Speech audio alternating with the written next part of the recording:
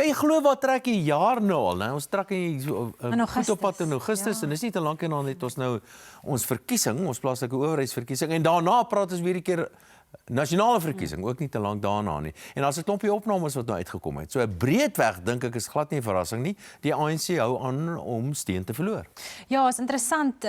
2-3 maande weg van die verkiesing, so ek dink die peilings wat nou uitkom begin die prentjie mooi inkleer van hoe die land, hoe die metros, hoe die munisipaliteite gaan lyk na afloop van die verkiesing in November. En ja, die jongste peiling van die Social Research Foundation wat in die verlede heel wat in die kol is met wat hulle voorspel, sê dat die ANC op 'n geskiedkundige laagtepunt is, nasionaal 34%. Dit is iets wat 'n mens 'n paar jaar terug nie sou dink nie.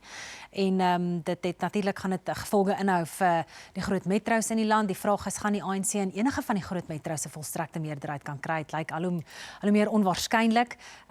So ja, ek dink interessante tye, die ANC in absolute vryval. Kom ons gaan nou terug na die ANC toe. Ek wil miskien net by jou hoor een of twee dinge oor die ander politiek, die oppositiepolitiese partye. Lyk my MK is besig om baie opgang te maak ten koste van die ANC. Dit is die een, maar dis half gelokaliseer. Dis hoofsaaklik KZN, lyk dit vir my, dis die een. En dan die ander opmerking wat ek net breedweg wil maak, dit lyk my asof die DA sy kop stamp teen 'n plafon, asof hy nie daar kan deurkom nie. Heel eerste MK. Ja, op MK baie interessant. Dit lyk asof die chaos binne die partyleierskap, die strukture, nie werklik die party se steun beïnvloed nie. Ons het nou gesien, oud-president Jacob Zuma het sy seun Duduzane gebring om, miskien is dit 'n opvolgbeplanning wat Zuma daar in die party het, maar die twee gaan ook nou beheer neem van die party se finansies, die party se in skuld van 28 miljoen rand. 'n Mens wonder hoe die party daar kon uitkom en wie die party befonds is, groot vraag daaroor.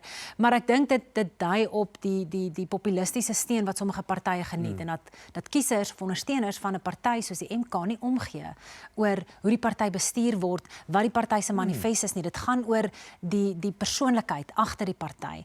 En ek dink dit is nogals gevaarlik. Mens kan dit miskien ook sê van iets soos die Patriotic Alliance, Gayton McKenzie, die steun wat hy, dat kiesers nie omgee oor 'n party se manifest of wie die sekretaris-generaal is of wie die tesourier-generaal is, wie die of wat die beleid is. Wat die beleid is nie. Hulle gee net om wie is die persoon wat met my praat. En jy sê nou KwaZulu-Natal is interessant. Ek het nou die afgelope week of so in Johannesburg en Pretoria gery en ek sien baie lamppale het die MK plakate op. So ek wonder of hulle nie pogings aanwend om 'n groot duik in Gauteng ook te maak nie. Goed, en dan die DA, wat lyk dit vir my sy kop so teen 'n plafon stamp. Hulle kan net nie regtig deurbreek nie. Ja, nasionaal het die peiling nou gesê stabiel. 'n bietjie beter. Ja, 27%, maar ek dink weer eens dit gaan interessant wees hoe dit uitspeel op plaaslike vlak en munisipale en metro vlak. Ek dink hier mag dit die party dalk beter doen.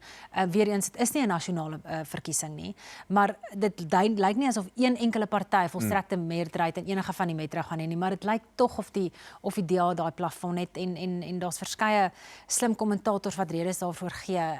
Maar miskien verras die kiesers ons. Maar die groot prys is natuurlik Johannesburg.